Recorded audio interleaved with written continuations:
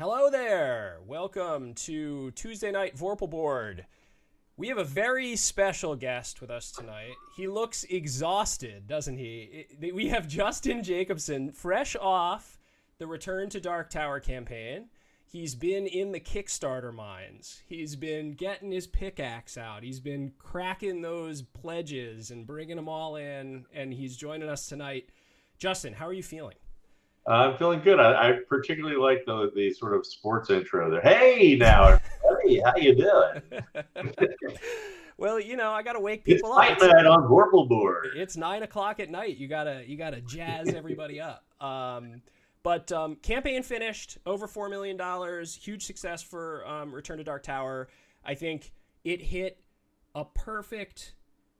I think it just hit on a lot of different levels. It's incredibly unique. It's a great campaign for Kickstarter because it's something kind of like audacious and different. And obviously, you guys at the same time have a fantastic track record and have been working on this game for multiple years. So there's been a long build up to it to just get this audience kind of frothing for it. But what's the team feeling like? Are you still in the 100% excitement, or are you starting to kind of come down and say, okay, now we got to get to work? Yeah, so I didn't mention, so we've been working on this for a number of years. So for us, the Kickstarter was sort of the next stage of the work, but it is very exciting because it's sort of like the public facing side of it, and also where you get that validation of the stuff that you've been working on all these years. Are people going to buy into it? And you have a feeling, like we had a feeling it was going to do well, right? I mean, as you say, a lot of factors going. It was, we know, I mean, it is one of our most requested games to bring back. So um, that's exciting. And so we had a feeling, but then you never know until you actually hit that launch button and you see those numbers. And it was pretty exciting. No, I mean, no question about it. It got everybody excited. Very rewarding to put all that effort in and then see people, respond to that is incredibly rewarding. So it's exciting. Yeah, I And think now it's on I to the think it's next. awesome. Yeah, yeah. Now you're on to the next phase, right? But a couple things I wanted to hit on right out of the gate about the campaign that I guess I was, maybe I'm ignorant, but I wasn't aware of, is that I love the art style of this game. So a lot of what I saw in the pre lead up to the campaign was like a lot of focus on the tower. And a lot of the assets I saw was like tower base and stuff. But then when I saw like what the cards looked like and what the enemies looked like and stuff, like I really, really, really liked it. So is there like, how was that process? Like you guys working with an artist and kind of like coming together with that entire vision? Right. So a couple things. First of all, the original game is itself known for its sort of unique art, which is this famous artist, Bob Pepper, who did that. He also did the art for Dragon Master, which we redid into Indulgence. Same thing. I just found out, like, I could never find him when we were getting ready to work on this, and it turned out he passed away just last year. Oh man. Um, but I mean, he was fairly old at that point. I don't know what the circumstances were, but it wasn't shocking. But it was, I finally just sort of figured it out. But he had such a distinctive style. He used to do like album covers and covers for sci-fi novels, and so it really had a very distinctive style. So we knew we had to do something not sort of just vanilla fantasy. And Jason Taylor, our art director, and Lindsay Davio, our production superhero, they sort of keep a sort of list of artists that they find that catch their eye, and they go through it every once in a while when we've got a new project. And they sort of both immediately said, "Oh, this Christina Kalita, someone they had found. Her style is perfect. It's got this sort of cool vibe. Got this. She uses a lot of metallics in her art, which had like a different feel to it. And so we're happy to work with her. She's a pretty young Malaysian woman, and just got a really cool style. She's done some work in comic books and things like that, and book covers, but had not worked in board games before. And it really did turn out great. And in fact, I'll just, anybody who's interested, we did an update. Our second to last update is called Feast for the Eyes, is all about that art process. And Jason goes through and takes us from, we actually had concept artists like you would see if you were making a video game. You have this concept artist to help build the world and give these details. And then we come up with these descriptions, and then we turn it over to Christina, and she iterates a couple of things, and then there's feedback from the team, and it's just this ongoing process. So again, even for the art, we've been working on for months and months now, and we're really excited that it is a very fresh sort of interesting world that we can set this game in. Yeah, and I think the enemies are threatening looking. You know, like I think that was the thing that struck me the most was like I saw the enemies and I'm like, man, these are really kind of creepy looking characters, which I like painterly kind of fantasy stuff, but I thought this kind of turned it up another notch. And I think coming off of Unmatched, which I think was heralded as kind of an art game, like did you feel pressure to I mean, do you now feel pressure that like stuff that comes out of Restoration has to be kind of like a little bit on the edge of progressive in an art direction? Because, you know, I think everyone loves the Unmatched stuff too. Yeah, that's obviously we're working with Mondo on Unmatched, and they have their very distinctive, modern style, and it worked really well for Unmatched. So it sort of depends on the game, but yeah, something like Dark Tower. Like again, if I go back to that Bob Pepper art, there's only one foe in the original game. It's brigands, but the illustration that he did for the brigands, somehow these are like the coolest brigands ever. And so one of the first things we had her do was work on an illustration for brigands, and when she did it, it both was reminiscent of the original one, but its own unique style and still just very cool. Like, so yeah, when we always try and, do high production stuff. I'm sure most game companies say that. Sure. Yeah. But yeah, Jason's got a great eye. Lindsay's got a great eye. So, with them at the top, we think our stuff's always going to look pretty good and, appropriate for the games. Cool. Now, I was not a Dark Tower player as like a kid. I never played it before. And I'm embarrassed to say that when I first heard that it was being remade, I thought it was there was this game called like Mage's Tower or something where you put little minis in and then you hit a button and it spun and they came out or something like that. And the game, hopefully I'm not insulting anybody, but I thought the game was pretty bad. And so when everyone was talking about it, like Dark Tower's coming back, I kept thinking in the back of my mind, like who cares, And then and then I actually did a little bit of research, and I was like, oh no, that's not the game I thought I was thinking of.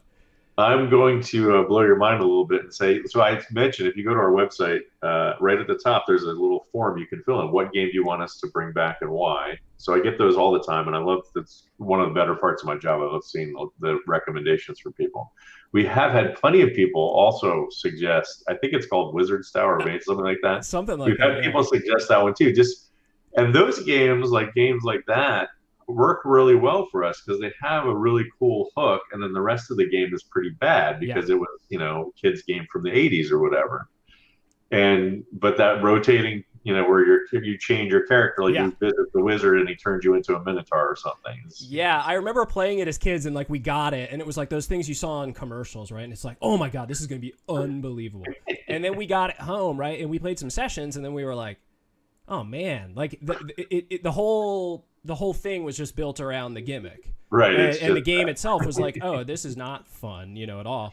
I was watching. You didn't ask me anything on Reddit last week, late this week, or recently, whatever.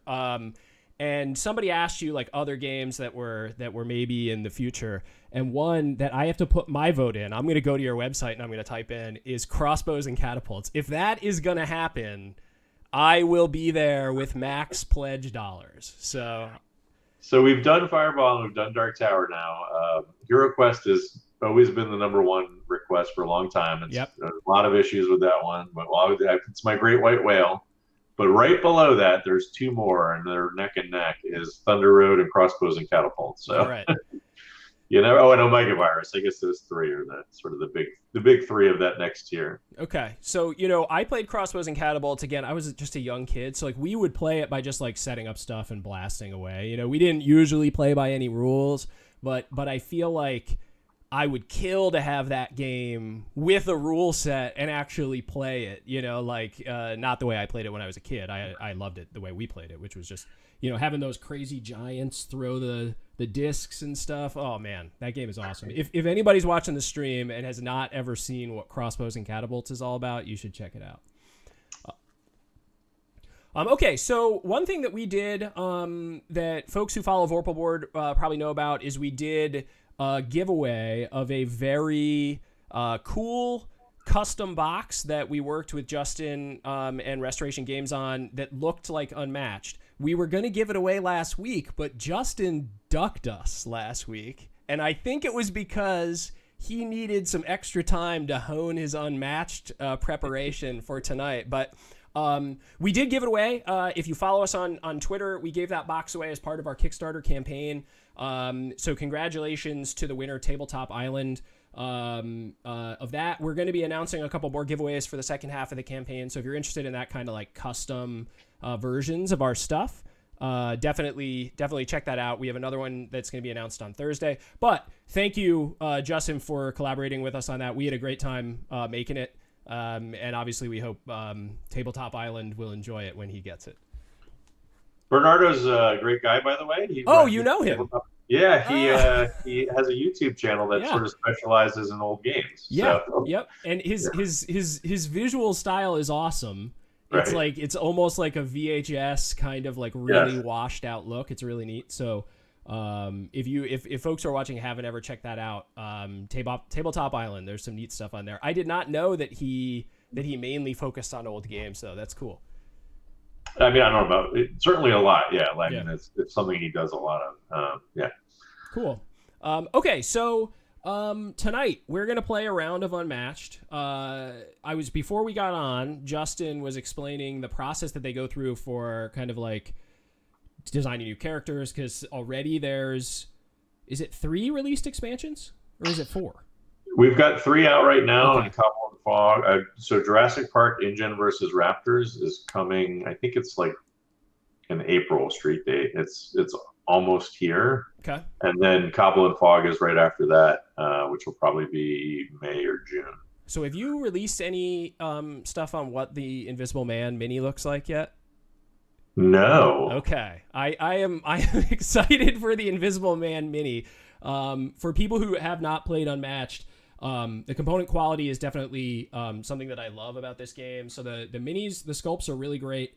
And then is it just a wash that comes on there, Justin? Yeah, it makes a huge difference. It does. Yeah. So they have a wash on it. So they it actually, if you're a mini painter, you know that like using just like a dark wash can set off all the little details in a mini without having to do a lot of work. And the fact that these come out of the box already kind of like pre-washed like that is, I think, awesome. So I am very excited to see what the Invisible Man looks like. I'm still holding out hope that it's just a stand. And if it's just a stand, I'm gonna give it. I will say, so we thought about that, but we were worried that, I mean, obviously because the sidekick discs are discs, that it would be weird. We thought about doing it in clear plastic, but decided not to do that. So it is just a standard mini, but how they did it is pretty cool. So I'm excited. I'm excited to see it. And then I was able to catch some of that Jurassic Park action at PAX Unplugged. And one of the things that I liked a lot about that set was, each of these expansion sets comes with a different board. And that one is interesting because there's kind of a paddock in the middle, if you've seen Jurassic Park, where the raptors would go in and out, and it's a directional control. So you can't retreat once you go through those different zones, and that, I think, is going to open up a lot of weird strategic decisions when you get all the heroes on there. We had a cool, it's got these one-way movement lines. We had and there's sort of like a crow's nest too in the back that can shoot at everything. So in one of our play tests, we had a really cool moment where, I forget who he was playing against, but Robin Hood was up in the crow's nest and he had his outlaws sort of in the only exit, like blocking the exits, and somebody was pinned in there. And it was kind of a neat moment. It was like, oh yeah, that actually worked pretty well. Yeah, just trap them and blast them in the middle. That's great. So chat is predicting my demise tonight in the game, which is fine. I do talk to a lot of designers on here, and I usually just get my butt kicked pretty bad. But they made the game, right? So like if we were doing competitive Vorpal or something, maybe I'd be able to take Justin down. But we'll see. And then hellos to everybody on Holistic Developer. Always good to see you. Successful Geek, thanks for backing.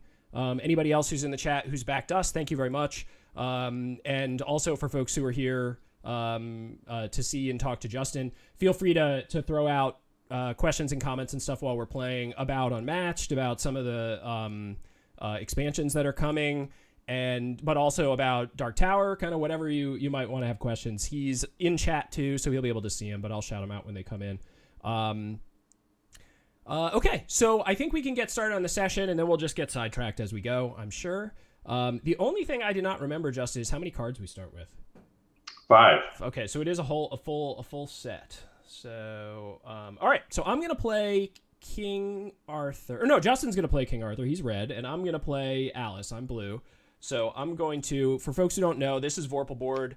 It's our system for playing physical games online with friends, just using the actual pieces. So I have a copy of the game Unmatched here with me, and Justin is obviously not here. He's not in New York. You're in Florida, right? That's right.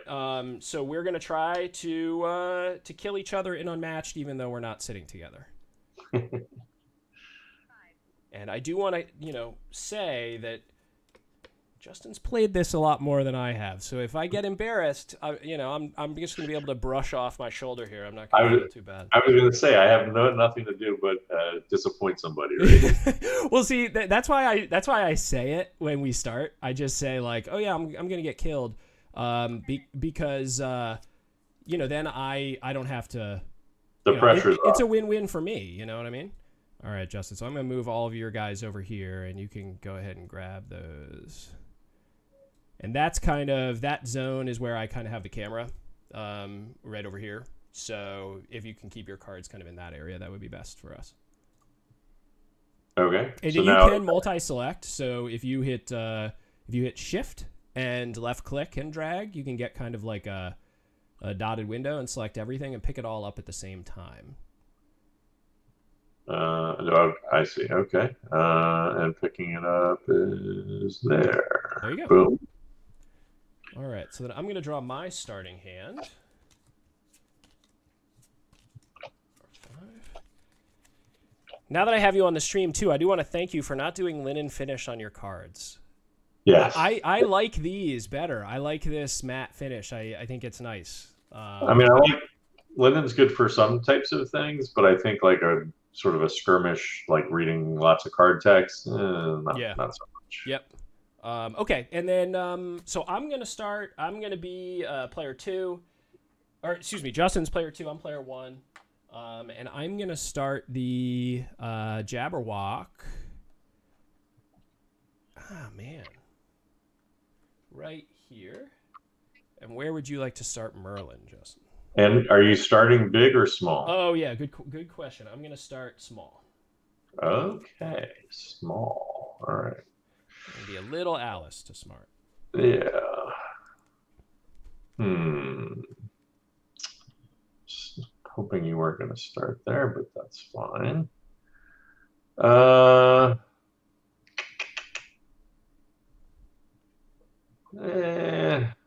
right, fine. Let's start Merlin over here. Okay. All right. I am going to first maneuver.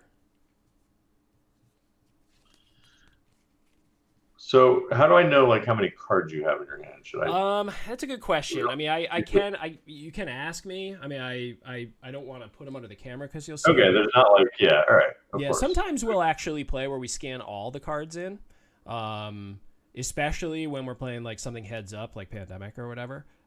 For Unmatched, the way we've always played it is I keep my cards local. Now that does mean I can cheat because you can't tell what's going on, but you can kind of cheat too. You can make copies of your cards, so please don't do that because then all bets are off at that point. Yeah. All right. So very bad for my rep. Yeah, exactly. All right, so you're at 6 though because you had 5 maneuvered, right? Okay. So I'm at 6, and then I'm going to.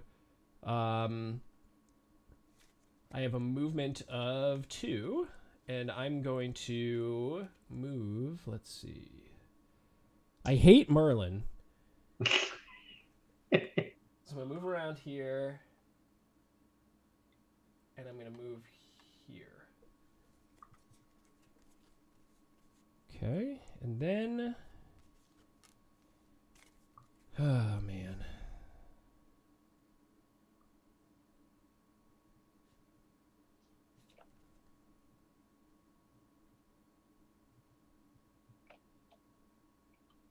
I'm going to play an Eat Me card. You okay? And then I'm going to use that to switch to big and move 3 spaces. And make a little bit of a play towards Merlin there. And that's my turn. Alrighty then. Fine.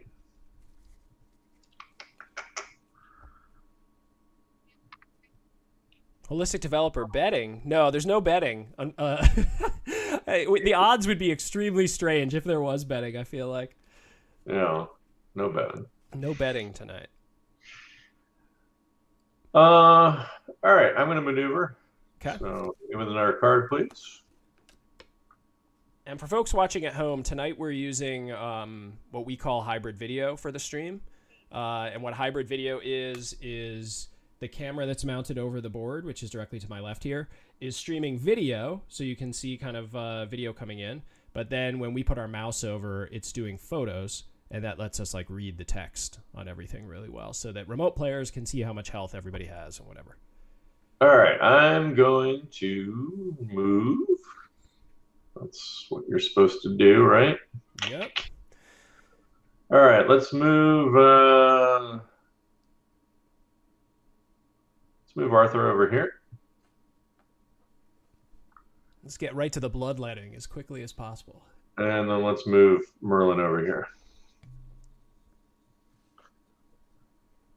All right.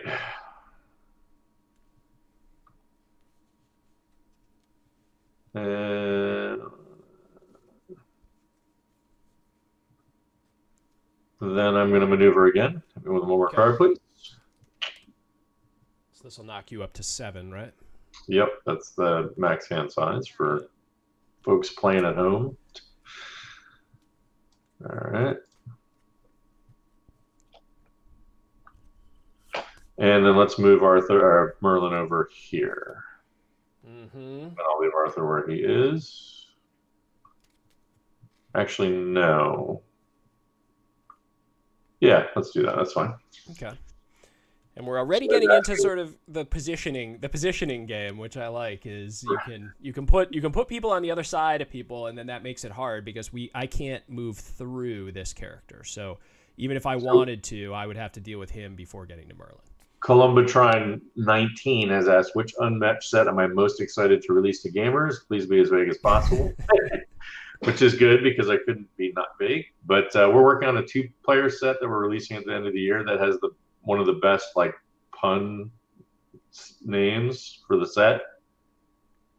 I'm pretty excited. It's the characters, but the way they work together is very funny. So okay, cool. I'm excited about that one. Yeah, I got to decide on which direction I'm going to go in terms of the next expansion that I get. I think I'm very interested in doing the Robin Hood Bigfoot one, but also I'm really intrigued by that Raptor set. So you're making too much good content, Justin. Well, we're trying to spread them out. I mean, like folks, have been clamoring, but we don't want to, deluge everybody with sets, right out of the gate. So. Holistic Developer asked a quick summary for what you're attempting to do. That's a good question. We didn't cover what you're trying to do in Unmatched. Essentially, you're trying to defeat the other character's hero. So on the board we have sidekicks, which are these little discs, and then we have full characters, right? The ones that we care about defeating. And so if I can take down King Arthur, I win. If King Arthur can take down Alice, Justin wins. If we lose our sidekicks, that's fine. We don't lose if we lose our sidekicks. So we both kind of will use them to the max of their abilities, but the heroes are the target. Okay, so I'm going to... This is interesting. You have a whole hell of a lot of cards.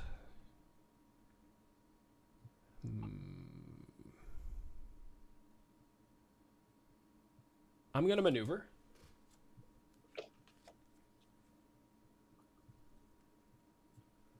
Yes, all of the unmatched, it says X packs, but I assume that's expansions, maybe. Um, you can mix and match any heroes from any sets. Um, so yeah, we have a Bruce Lee solo pack. You can do Bruce Lee versus Bigfoot, and then we're working on a T-Rex versus Sattler 2 pack that's coming out later this year. Which so everybody wants the one everyone jokes about is Bruce Lee versus the T-Rex, which is pretty cool, I have to admit.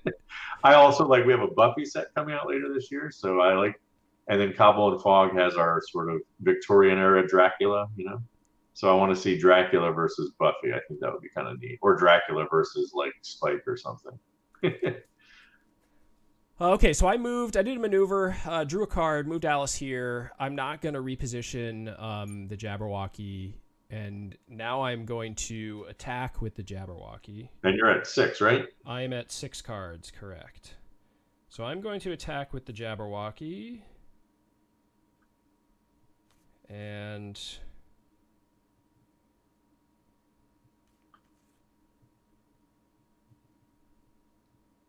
we're gonna, okay, I'm ready.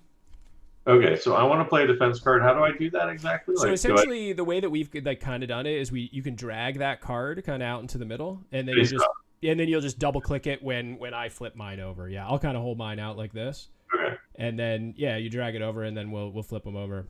Go Arthur! Come on, get out of chat with this Go Arthur nonsense. All right, so here we go. And then if you double click it, all right, so that's an Arthur skirmish with a 4. I am a 3, but I am using what's called Manxome Foe, and I get to pull a card off the top of my deck and discard it and add its boost value to the card's value. So, draw low, draw 1. I don't know. Are there any ones? So I drew a 2, which turns me into a 5. Yeah. And Justin's at a 4, and so I will do 1 damage to Justin. And then he did not win the combat, so the skirmish isn't successful. So I can just garbage this one, right? Yeah, you can just go ahead and delete it. Woo! Right down the drain. Yeah, there it goes. Flushed. All right, sweet. First blood. First blood. So you should be down to, what, 4 cards now? Do I have that right? No, 5, because I discarded that off the top of my deck. Oh, right. Okay. Yep, so I'm at 5. All right. So that was annoying because, see, if I won, then I would have been able to move 2, which would have put me here, so I could double swing it. Yeah, that did not work. I want to avoid the double swings from Arthur if I can avoid them. Fair enough. But you are big. I'm going to take advantage of that, so I'm going to go ahead and maneuver again. Okay. And then where would you like to head while this is scanned in? Okay, let's get the card. I guess it matters. You'd like to see your card first. I don't think it matters, but nice. Okay. All right, so let's move Arthur over here. And let's move Merlin.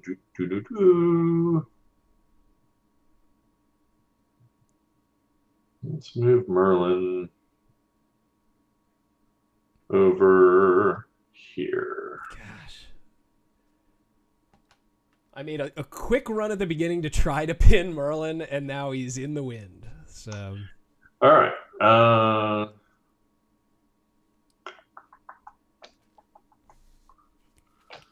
So I'm going to go ahead and attack Alice with Arthur. Okay, so I am big, which means I do not get a bonus to my defense. And I'm going to go ahead and boost that attack. So I pull out my regular card out here, right? Yep. And then don't flip it over until I kind of commit to what I'm doing. Right, and I'm going to pull out my boost card. So that's Arthur's special ability for people who don't know. He can boost his attacks. The boost is the little number in the circle over here. And so basically I can attack with, or you can't see that, right? They can't see my hidden cards either. Oh, yeah, they can't see your hidden cards either, right? Yep. You'll see them soon enough. It's a little number in a circle. And his special ability is he can play an attack and then basically tack a little more on with one of his other cards. All right, so I'm going to. Now, if he has a feint, all these decks in this set have feints. If he has a feint, it cancels the effects of the card, which also would cancel my boost.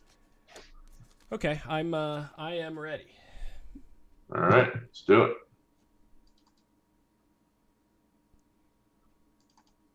All right. So All how right. much would you put on me here? So first things first, my fighter did start in a different space this turn, so it turns into a 5. Okay.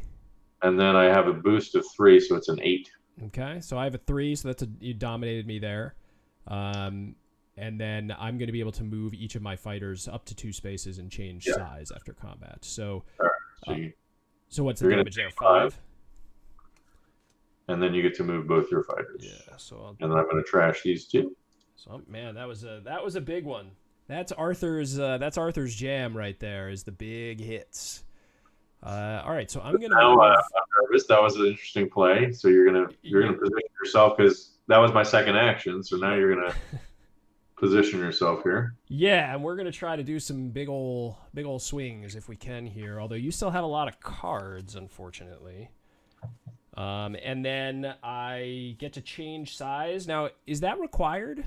It does not say you may change size. Right. It's always required unless it says may. So Okay. yes, you change size. Unfortunately, I'm now small, which was bad timing, but what can you do? Okay. All right, so...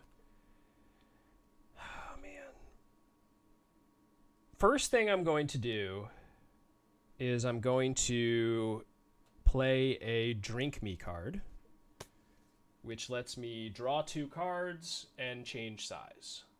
So I'm going to play that. I become big, Mm-hmm. and then I'm going to draw 2 cards, hoping for something good. And then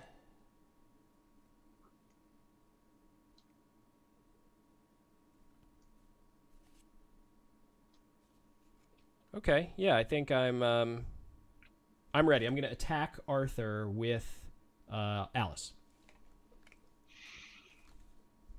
So whatever you want. All right. I'm gonna defend momentous shift. Okay. So I am attacking with what's a 4 feint. And so that does 1 damage to you, and that's it. Yep. And then my effect it's canceled, but it wouldn't have done anything anyway since I did not start in a different space. All right, so 1 more damage to Arthur. And now I'm in now I'm in a risky position. You're up, Justin. And how many cards do you have? I have 4. And you're big. And I'm big. Yeah. This is not good. Just for the record, you're not tanking just to make me look. I'm not. Right? No, I actually very foolishly, I had a card in my hand that was better for what I was just trying to do right now, which would have gotten me out of there after this attack, but I miscalculated. Okay. Well, that's all right. We'll go with what we got here. Ooh.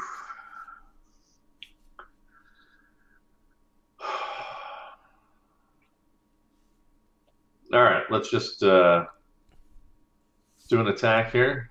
Arthur on Alice. Okay. And you boosting it? You have 4 cards, huh? Yeah.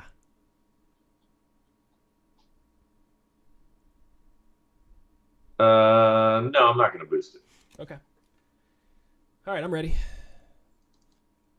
So I'm just doing a momentous shift. Doesn't get any better. So Excalibur me 3 damage. Yep. Cool. You regretting not boosting that attack? I wouldn't say regretting. I'm just deciding what to do now. I was thinking about running away, but you're down to 3 cards. And one would suppose that I would have played my best attack last turn. And if I did not, then maybe I don't have as good attacks. I do think discretion. I have 16 health though, so I keep saying hit points, but it's health. It's not D&D we're playing tonight. So normally I would just run away, but I think I have to at least try and take a shot because even if I mess it up, I think I've got some health to play with. So let's go ahead and try. Okay. Uh,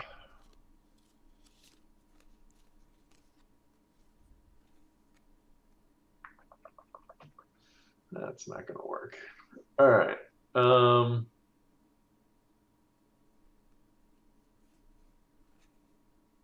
No, I'm not going to do it. Maneuver me. Okay. It's a sucker's game. Pushing in and going for it. I think I don't know. I mean, I get the benefit of seeing my cards, obviously, but I was a little bit nervous that you were going to take one more hack there. That's not bad. Okay, so let me move. Let's move Arthur one space right here. Actually, you know what? Let's move him two spaces right here. And then we will go ahead and move Merlin back to here. Okay. And that's my turn. Cool. Just realized I have a thing on my overlay here that I didn't mean to do, so I'm going to get rid of it. Hold on one second. A little logo. Get out of here, logo. There we go. People couldn't see the dice bar. Okay. So my turn. Ay, ay, ay. I'm going to maneuver.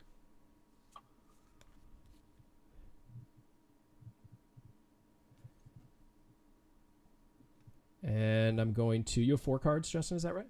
I do indeed. All right, so I'm going to do 1, 2. And then I'm going to go 1, 2. And now I'm going to attack with the Jabberwocky against King Arthur. Alrighty. All right, ready? Right. So I don't get the benefit of this becoming a 5, but I do 1 damage. Yes. Okay. All right. I'll take 1 hit point all day long. Yeah. I was hoping to pull maybe a 3 there, but not enough. All right. So you're what, at 4 cards still? I am at 3 cards now. 3 cards. Ooh. All right. All right, let's maneuver. Okay. And I think I better see my card before I decide what to do here. All right. Interesting. Okay. Huh.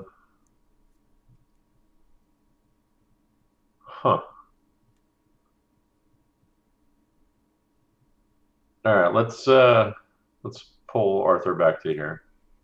No. All right, move him up. I'm going for it. All right. Move him in. All right, I'm going to attack. Okay. And I am going to boost it. Oh, that's not a good sign. Where's my boost card? All right, you ready to rock?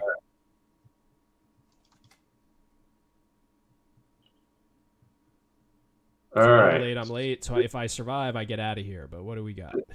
All right. So I have my during combat. I can actually boost it again.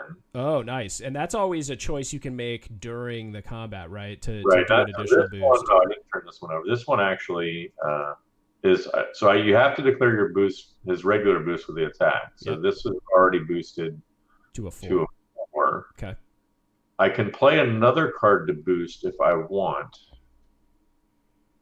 And I have 5 hit points, so you have me down to 3. Yeah, I'm not going to do that though. So I'm just going to leave it where it is. So you're going to take 2. Okay. 1, 2. And now I get to move up to 5 spaces and change size. So close. I needed a little better draw there. Oh well. And then Alice is fleeing at top speed. But it's your turn, so. Yep. All right, I'm going to maneuver. Who shuffled these cards is really what I'm thinking right now.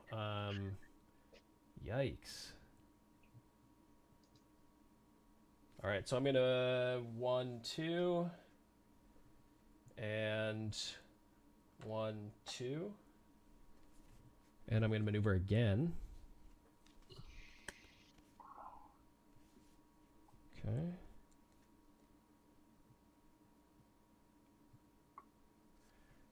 She's going to move 1, and he's going to move here. And you're up. All right, I feel like a double maneuver is coming on also. Hit me with a maneuver. Okay. So it's been interesting. A lot of games we found this sort of interesting sort of general cadence to the game where you'll have this sort of heavy back and forth, and then we call it halftime. Yeah. Where most people are like, all right, I think we need to maneuver a little bit, get the hand size back up. Yeah. Well, it's interesting because like you asked me like where I am card wise a lot, and like that matters so much because essentially it's an indication that if I attack you and I take one more from you, I've almost like hamstrung you. That if you attack me once, you can no longer do anything, and you have to waste an entire turn just fleeing, essentially. Yeah. Which is, I like that feeling. It's like two guys running together and smashing swords and then running off. Taking a breather. Yeah. All right, so move Merlin over here. Okay. And then Arthur over here. And then I'm going to maneuver again as well.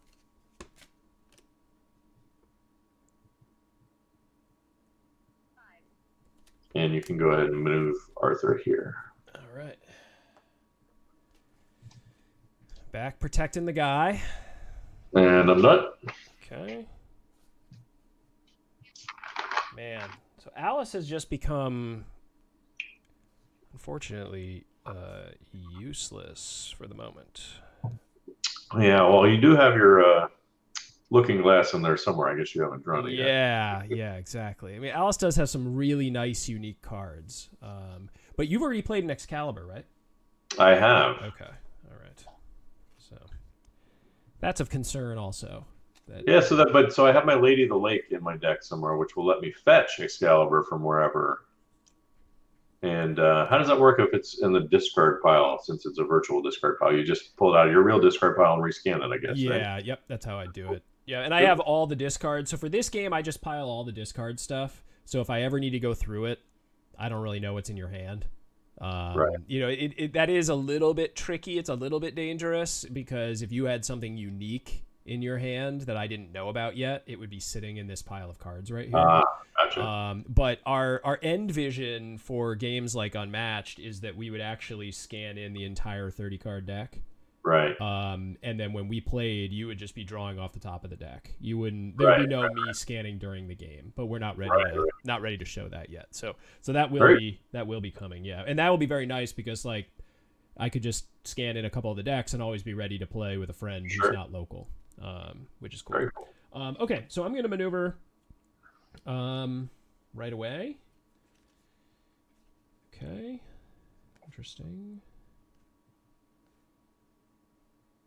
Man.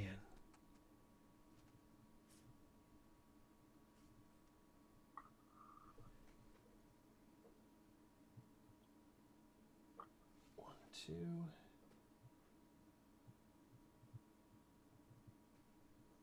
One. And then I'm going to maneuver again.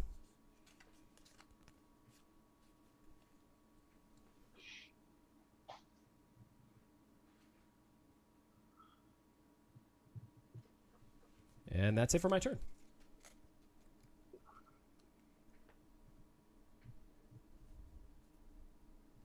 And then so folks know if you run out of cards to draw, you start taking damage every turn that you have to move. So whenever you have to draw a card. Whenever you have to draw a card, you're going to take damage. So that's kind of your health bar at the same time, or your exhaustion meter, I guess. We only find maybe 5% of the games go to exhaustion. I think that the last one I played on here with Mike, who's in the chat, the other Vorpal Board developer, we went into that mode, and then he killed me with a stone stare or whatever on Medusa in a final attack. So, all right.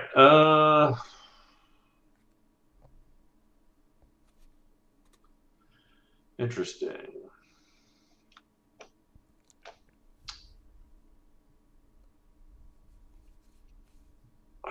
You're not gonna like this, but all right. So I'm gonna play good old Arthur. Uh-huh. In the storms, I get to move every fighter 3 spaces. Oh, man.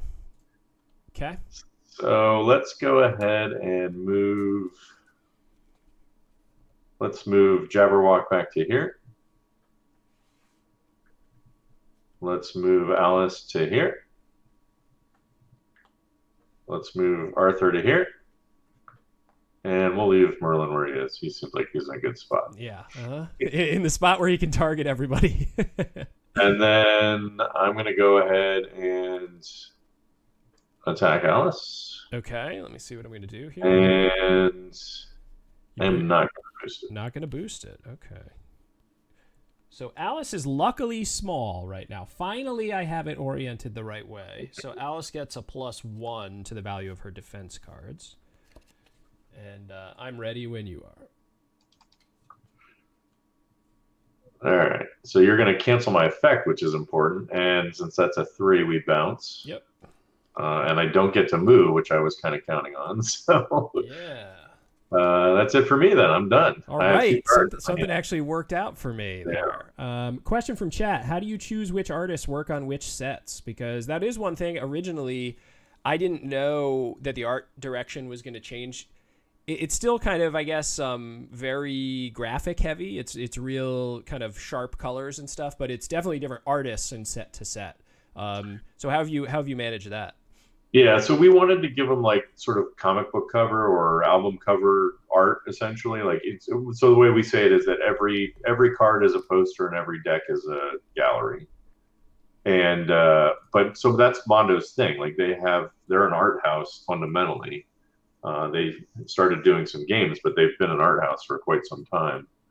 And they have a whole art direction department and stables is not a good word, but like whole group of artists that they've worked with on all these projects. And so we'll come to them and we work with them on all these sets, whether it's a licensed set or it's a regular set, we work together and we'll say, oh, well, this set is Cobble and Fog is like sort of gothic, horror, but that Victorian literature era stuff. And who do you have to do that? And they'll say, oh, we've got 2 or 3 artists that do that kind of style. And, we find somebody cool. Or, Jurassic Park, we used Oliver Barrett. And because he also did this set, he's done a lot of sports illustration, like for ESPN, the magazine and stuff. And Jurassic Park's a very sort of kinetic, high-speed action movie. So we thought it would be a good fit.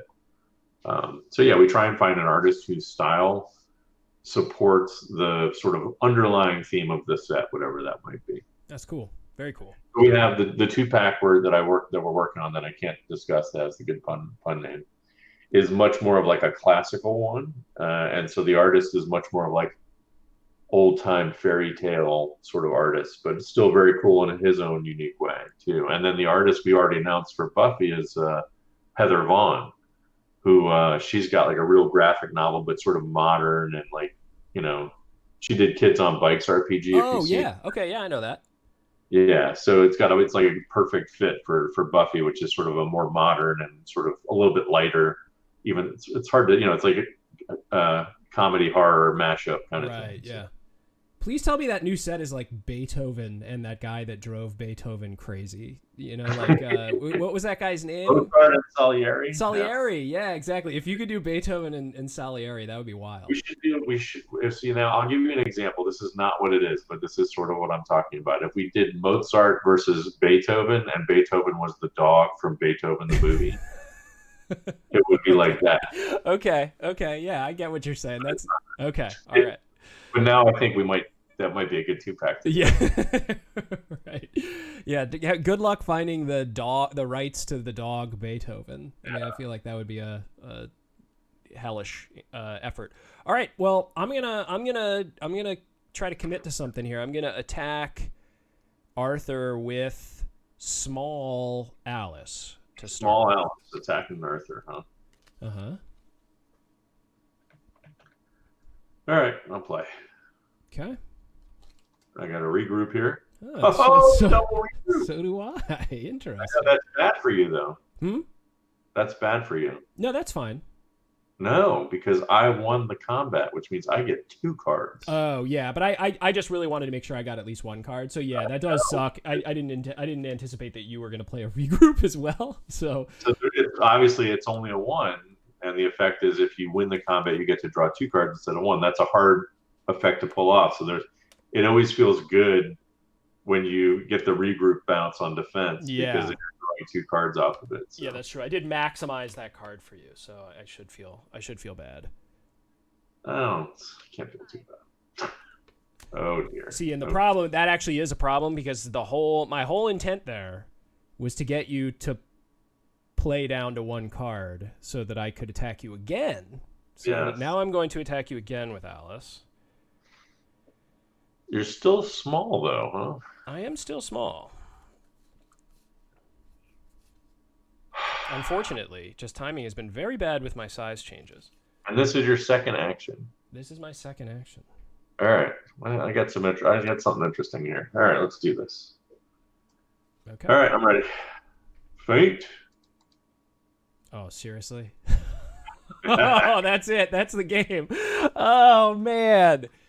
How many feints did you play already? I thought, there's 3. Have you played? Yeah, I think that's that was your third. this was my second one. Only your second one. Okay. All right. So so I would hit you for 1, but I don't get my after combat, which was going to get me out of there.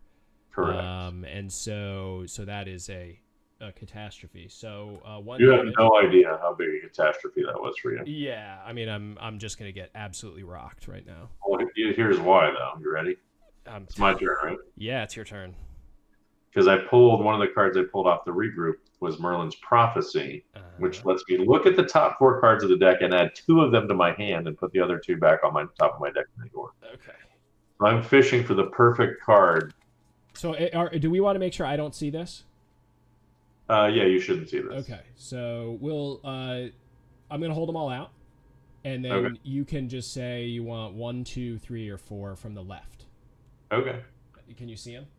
No, you're off to the side. Dang it. I need them over the board, I guess. There we go. Yeah, there we go. Okay. Although one's upside down, but I can make it work. All right. Okay. I'm gonna. All right. Okay.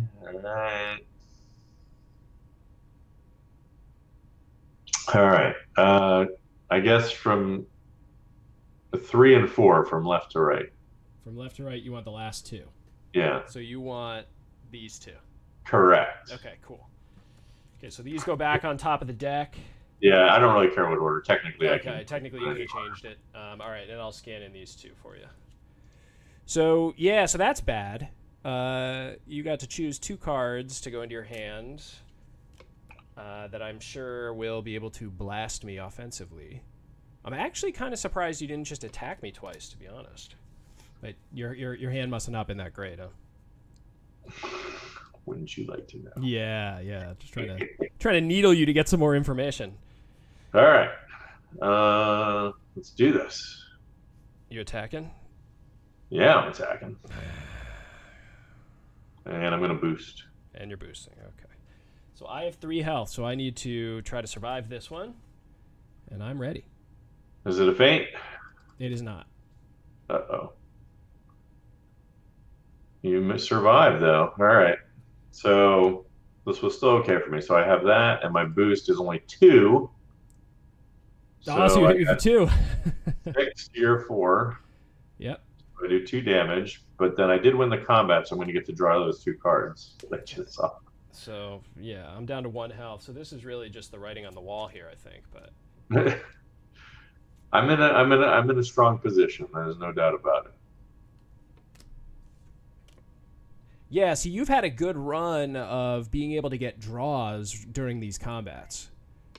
So essentially, the last 2 turns, you've stayed out of like a card debt by being able. Yeah. I really kind of screwed it up by giving you that double feint or double regroup because that was definitely a big one for sure, and especially that, and then combine that time you tried to get away, and that was when I got the feint on you too. Yeah. That definitely did not help. No.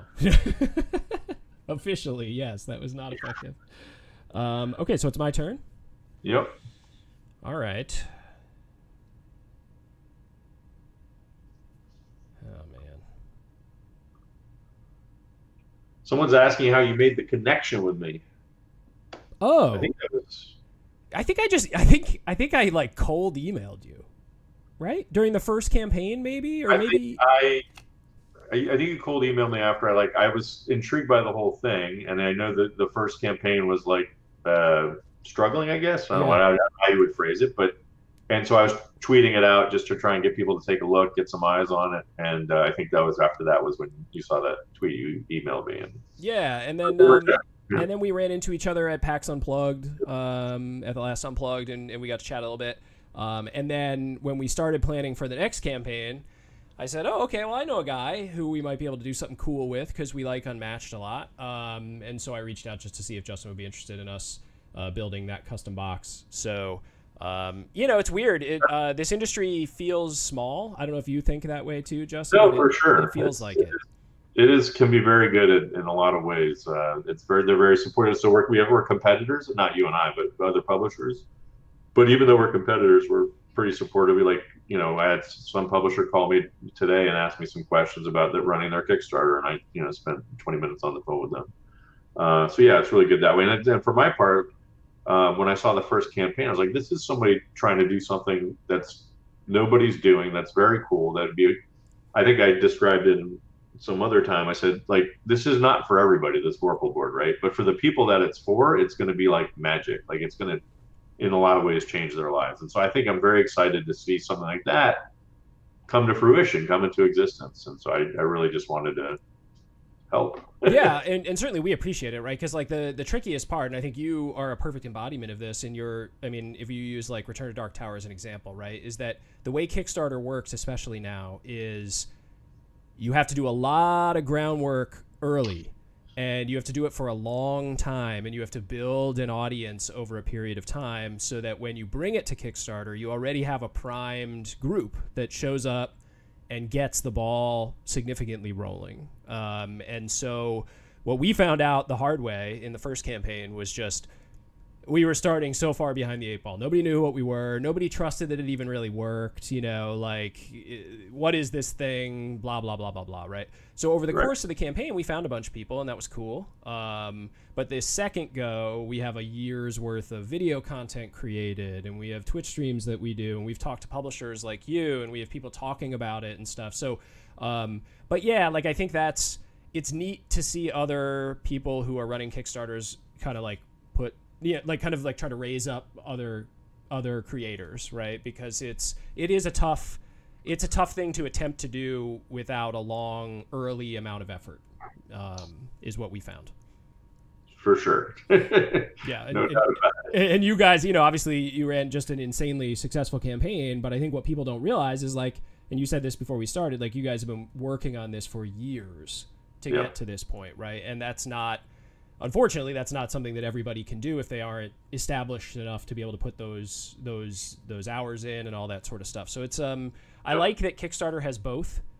It has like little people like us, and then it has people doing big, audacious, crazy projects at the same time. And I hope that it stays that way. I know a lot of times people get antsy about, like, oh, these big publishers are running their big projects or whatever. But like, my personal opinion is, like, that brings tens of thousands of people to the platform. You know what I mean? Like, and I get that they're spending money on a big project or whatever, but now they might spend more time on Kickstarter, and they might back small projects after the fact. My personal opinion is, like, the more audience that comes to the page, the better for everybody. Yeah. But, Yeah, I agree. Holistic developers just said both could be fun. That's for sure. That's true. And for us, like I said, so on the one hand, we needed the Kickstarter to make this project a reality, just because it was such a huge project as far as, I mean, just the investment and development and everything. We couldn't make this game if we didn't have a successful Kickstarter. But then at the same time, I actually really like. I know a lot of publishers find it is a lot of work, but for me, it's the fun outweighs the work of a Kickstarter, because for me, again, I'm coming from where I was practicing law for 20 years and dealing with judges and opposing attorneys, like being able to like interact with gamers on a daily basis as part of my job is just like it's a gift, honestly. So to run a Kickstarter where I'm, I get to talk to these people and see what excites them and see these different perspectives, and it's yeah, I just think Kickstarters are a lot of fun too. So I wouldn't want to do it every day, but Yeah. they're a lot of Um, work. yeah, But and I agree. I mean, for us, it has been largely a little bit of a trial by fire, because it does bring the best thing about Kickstarter for somebody who's trying to do it and they're small is just it brings a ton of eyeballs, right? Whether you're ready for it or not, a lot of people come through and they watch your video, and you look at the numbers and you're like, man, that's a lot more people than have ever paid attention to us at all, right? And that's just because of their Kickstarter is so big and so many people are wandering through the site on a daily basis. And you have to be ready to have kind of random people come in and say crazy stuff in the comments, or say, this is garbage, or I don't want it, or whatever. But I like it too. I mean, I like to see what people think. Like, I'm not. You said it very well. This product isn't for everybody. We are totally comfortable in the idea that this product isn't for everybody. It's for me. That's how it started, because I wanted it. And then I found other people who thought it was cool.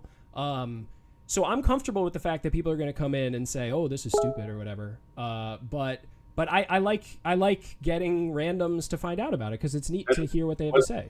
Like you work on we worked on this project for 3 years, or on our project, and we've got a lot of people working on it, Isaac and Rob and other developers, designers. But that there's no substitute for like getting 20,000 people to look at it. And so when people always, one of the things publishers say they don't like about it is you get these people coming in and making these ridiculous demands and these pie in the sky comments. And for me, again, I love that. First of all, it's born from enthusiasm, which, I'll take that any day. But even more than that, one out of every 20 or 30 or 50 of those comments is like, you know what? That's actually a really good idea. Yeah, yeah. And if I can get 20,000 people to help me make my game better, fantastic. Or 1,000 people or whatever it is, right? Like however many people are doing it, that's more people taking the time to look at your project and give you feedback than you otherwise would have had if you were just working on it by yourself. So yeah, I totally agree. And whatever. I think it's a totally appropriate response for people who are creators to say, we're not doing that. Like it maybe someday, but for this project, we're not doing it. I mean, one of the things that we've struggled with a lot, which I'm sure you are infinitely familiar with, is just shipping our stuff outside of the United States. So a lot of this product is going to be made in the U.S., right? So we hear a lot, it's too expensive to go to the EU. And board game publishers have strategies for that, where they're shipping lots of boxes to the EU and then distributing from there or whatever. And it's just been tough for us. Essentially, we've had to kind of put our hands up a little bit and say, we're not ready to ship a whole pallet of these to the EU. We don't have the numbers yet. We love that you guys want it, but it's not something we can do at our size and scale currently. Please follow us, and we'll we're going to do what we can in the future if we make this business work. And some people I think get mad about listening to those types of comments, but I don't know. It doesn't really bother me too much, so it's fine. yeah, I mean, even then, like when they're mad, they're mad because they want your product, right? Yeah, Which is way right. cool. So Yes. like the worst thing that can happen is if no one cares. So as long as they care, that's something. Yeah, I agree. All right, so we've done enough of a sidebar while I am hanging on to life by a absolute thread. I believe it's my turn. Yes, it is your turn. We have a fan of the Twitch stream who's here a lot, who gives us grief regularly about not having a turn marker on screen. So because the same thing happens every time. I chat and then I forget whose turn it is. So okay, so it's my turn. I have 1 health. You have 3 cards. I have 3 cards. Everything's a mess.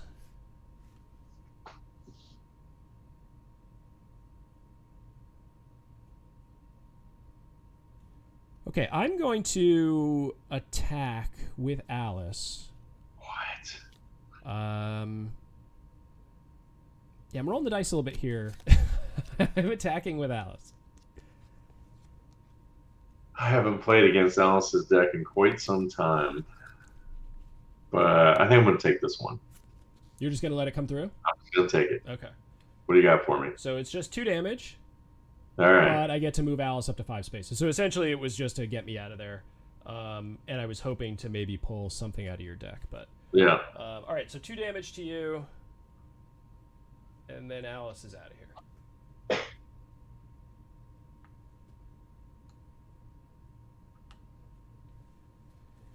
And then I'm going to maneuver. Oh, and she changes size also. She's now big. And I'm going to maneuver.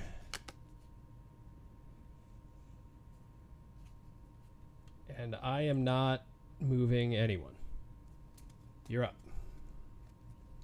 All right.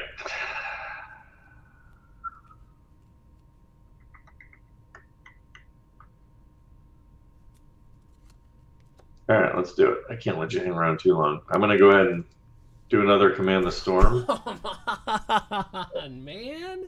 Yeah. All right. Let's move Arthur over here. Uh-huh. Actually, you know what? Hold on. Let's put him back 1 second. Let's move Alice over here.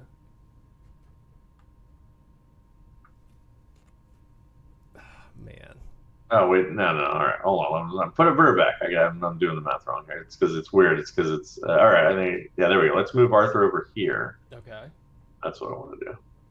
Then let's move Alice here,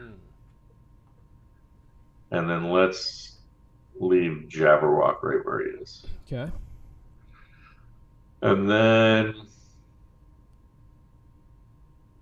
I'm going to go ahead and attack Alice with Arthur. And I'm going to go ahead and boost it just for good measure. Just to make sure she explodes into dust. Well, so here's the thing. Either you have a feint, in which case it's a 2 to my 4, I still win. Yep. So I don't care if you feint this. But if it's a big defense card, then I want to make sure I get the extra juice. Yep. And I'm big, so I don't get any benefit to my defense. Right. Card. All right. Oh. Finally got it, but it's not going to matter. It's too late. Yeah. So that's it. Yep. I'm dead without even the boost. What'd you boost it up to? 6. I'm sorry, 7. So that game went absolutely to hell in the first 5 minutes. So I played that early turn where I ended up next to you so wrong. And then from there, I think I was just total catastrophe after that. So. Yeah, that was that, and then like I said, there were a couple little moments in there, that feint where you couldn't move away, and then the regroup bounce. The double regroup. Yep. And I mean, obviously Merlin was never super threatened, and that's the big key with Arthur is you got to keep Merlin around. He's got so many cool effects that can change. Like that Command the Storms is so powerful to be able to move every fighter 3 spaces is bananas. Yeah. So. Yep. All right, well, that's embarrassing, Justin. No, it's not embarrassing. Not embarrassing at all. Everybody got to see it live. So I literally have played Unmatched. I think you were asking me this before. Probably, I don't know, 300 times or something. Man, really? I'm just guessing. I mean, I assume we're including like playtesting all the decks. Oh, yeah. I probably played Arthur like, I don't know, 25 times or something. So do you have in the studio, who's the king? Who's the what? Who's the king of Unmatched? Oh, at Restoration, yeah. So here's the thing. I'd like to think it was me. So I have the advantage over Rob just because I keep Rob super busy. Like he's our chief restoration officer. He has to work on every single game, right? Like he's the lead designer. Right. So he doesn't have the luxury of like messing around. But the problem is, so we've been working with 2 younger guys, Brian Neff and Noah Cohen. They both have done development work on Return to Dark Tower.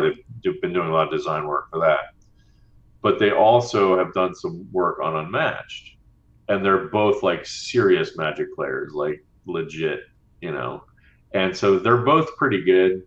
I would like to think that I played enough that in Unmatched I might be able to take them, but maybe not. It'd be a close call. That's cool. And have people gravitated towards their own favorite heroes? I mean, like, how's that worked out? Like, is it people have like a main, like if I kind of equate it to like the fighting game, video game community, people have their main or whatever, right? So, are people like that when they play a lot of Unmatched?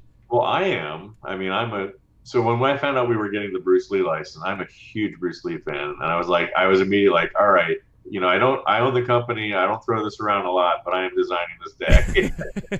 And I did, and it was awesome. I loved it. It's my favorite deck. He's so perfect. Like, I feel it. So then one of my favorite thing about Unmatched, the game is smooth and it plays well. My favorite thing is being able, because every deck is asymmetric.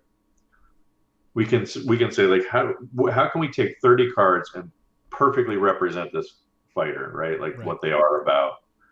And I really think that we've gotten really good at that. Like, you can see they play very differently, but they feel like who they are. And to the point where when you get a new hero, like if I tell you like Invisible Man, you don't know any of the mechanics yet, but you probably have a good idea of how he's going to play.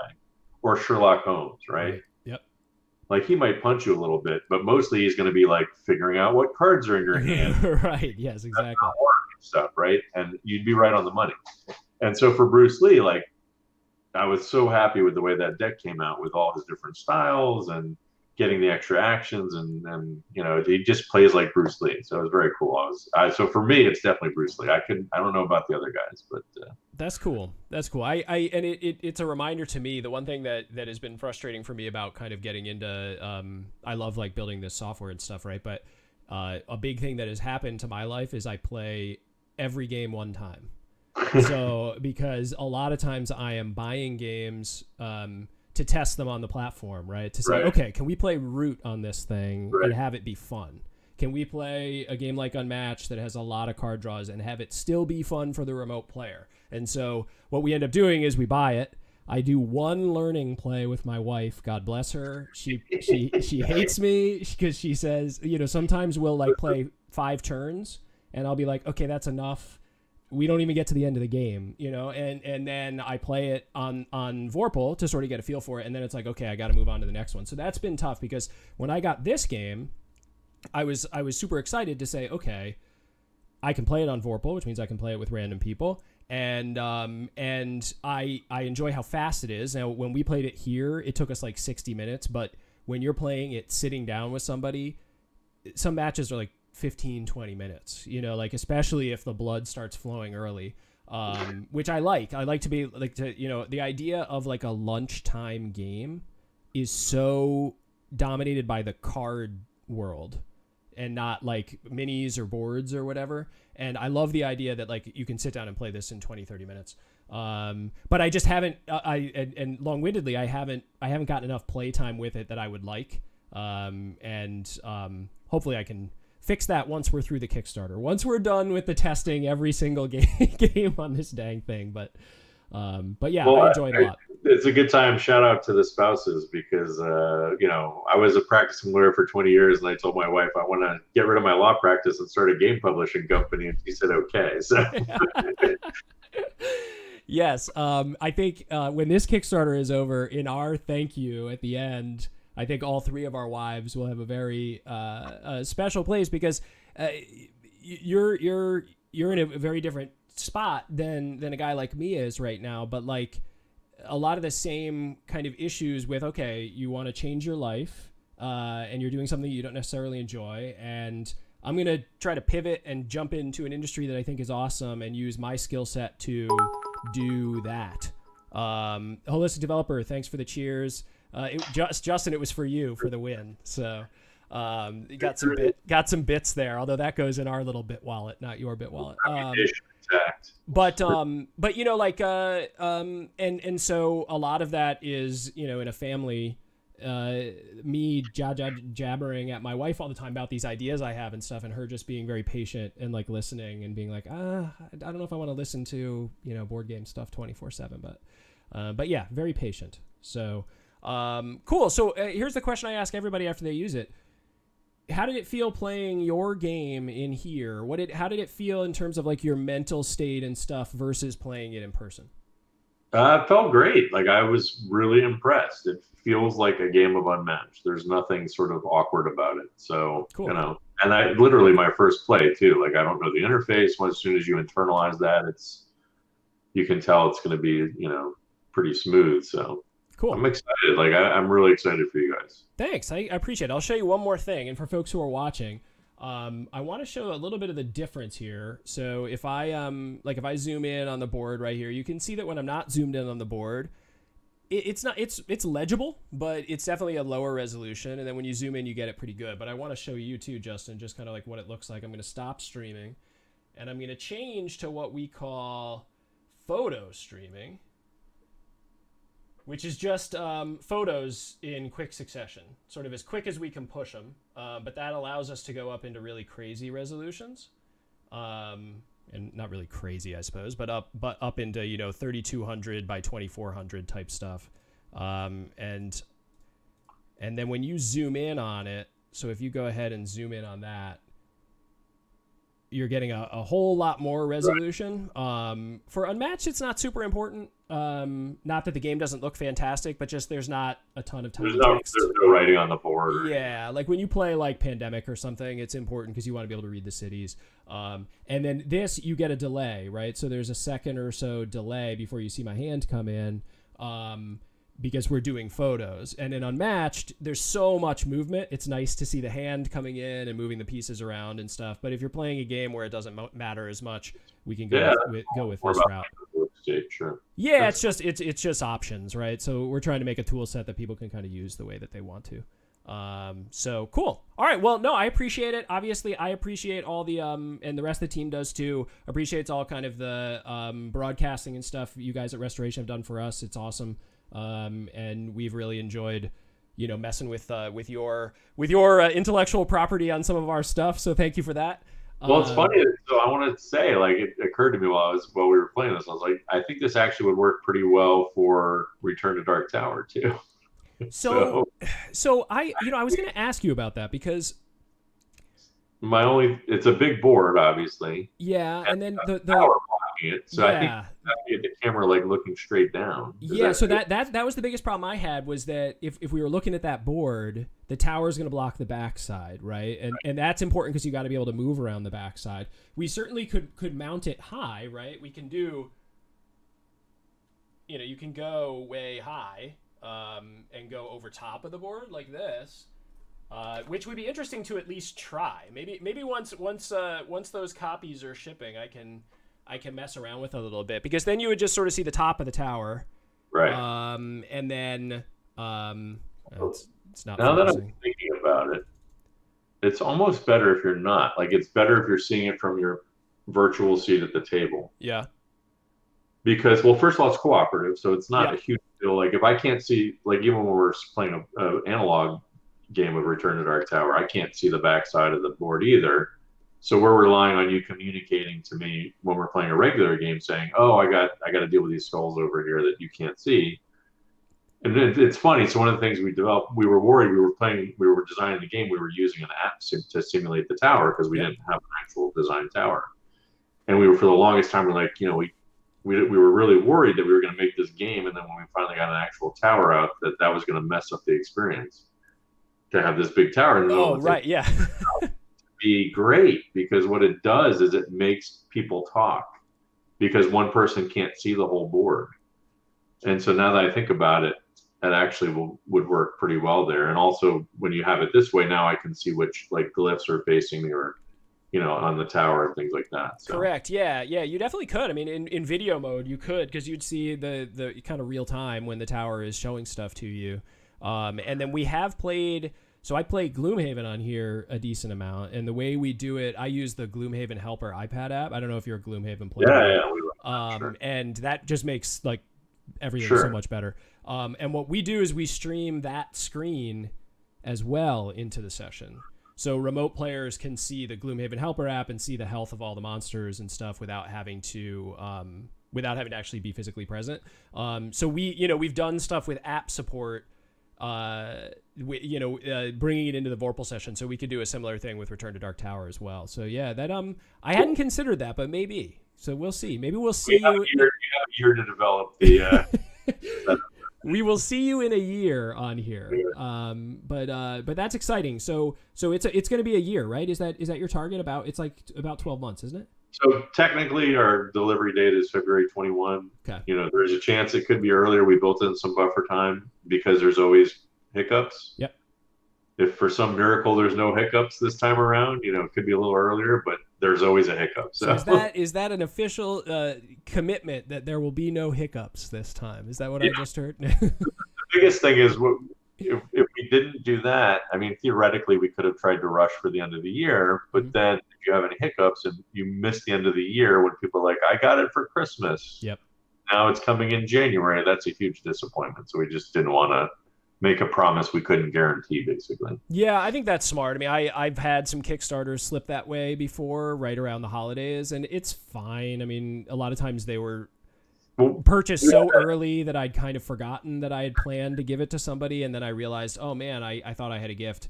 But yeah, with something like, I think there are a lot of people who are buying Dark Tower that are buying it very specifically because of kind of the whole presentation of it, right? So if they were buying it to give to somebody, that would be a bummer if it pushed out. Well, we had that issue with Fireball Island. That's exactly what happened with Fireball Island. Okay. Most of the people got it before Christmas, but the 5% who didn't were disappointed. And like, I get that. Like the whole plan is to have a big Fireball Island under the Christmas tree or whatever, and then you don't. Like, that's a huge disappointment. So I get that. So we didn't want to even like get near that. And if for some reason it comes early and this is a surprise Christmas gift for somebody, that'd be great. Yeah, perfect. But again, not going to happen. There always is. Very cool. Okay, well, I thanks for coming on tonight. My pleasure. Thank you.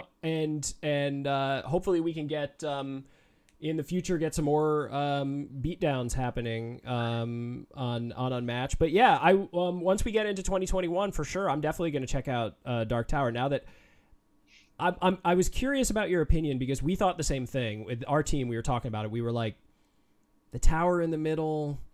Yeah, the experience is going to be bad. But I think your point is valid that that's how you see it when you play it when you're sitting there. So it's no different than if you're actually sitting. I guess you could lean kind of side to side to look around the tower, but it's still going to be blocking your view a lot if you're sitting at the table. Cool. All right. So chat, any other questions for Justin before he takes off? We'll give you like 60 seconds and then we'll close up. My little blurb here is that our Kickstarter is live. We're about halfway through the 30-day window. We are just over 200% funded. Feeling good, but we're in that kind of like mid-campaign lull. So if you haven't checked us out, check us out on Kickstarter. And let's see, when is 360 video support coming in Vorpal Board? That is currently not on the list, but maybe someday. We've inside the tower. Oh, there you go. We'll mount cameras inside the tower. We've talked about, doing some more stuff where the remote player can actually control some physical elements here to move things in the physical space, but that's down the road. My co-founder Mike is in the chat. He's probably like getting hives just having me say that. All right, most requested unmatched character that'll never happen. So it's funny. Some people have joked, "Oh, I'd love to see a Keanu Reeves back with, which is John Wick." He could be all the characters. He's all John Wick. It's Ted from Bill and Ted, Neo, and I forget the guy from Point Break, Johnny Utah. Maybe yeah. Yep. Four Keanu Reeves characters, and maybe just whatever. And we're like, the funny thing is, we thought of that internally too. No way. That's really cool. We're like, we can't do it. Like, it's just not possible. So I have one that I'm going to throw out because I just think, I'm no designer, but I think that you could do some really cool stuff with mechanics. Bill Murray's character from Groundhog Day. That does sound cool. Because like just the idea of like replaying things, like and having perfect knowledge of how the combat's gone, like I think that somebody who's smart could do something with that. But it came to me when I was thinking about this session and I saw that commercial during the Super Bowl of Bill Murray. So I was like, oh, that actually would be a really interesting combat game character. It is cool, like when we think of characters to do, and you start thinking of how, like I said, you get a whole 30 cards to figure out how to make that deck work, you know. And like, so I designed the Sinbad deck too, and I was like, it's got to be the voyages, Yeah. right? And what happens when he goes on his voyages? He starts out as nobody, and then he becomes really powerful. So Yeah, I love Sinbad. I think right now I've played everybody. I think Sinbad is my favorite because I just like that almost like dread you're instilling in the other character by just like, oh yeah, I got another voyage, and it's like, uh-oh, I better end this game now because he's going to be able to run all over the board and just slam me in like one more turn, yeah, which I think is really neat. My least favorite character is Medusa for sure. I don't like Medusa. I don't, and it's not that I am upset about anything she does other than like with the 3 harpies.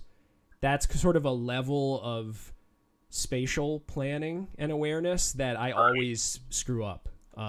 Just where to position them intelligently is hard for me. So, all right, cool. Well, and we have Columbotron. We need Unmatched and Dark Tower crossover. So there you go. Suggested that maybe.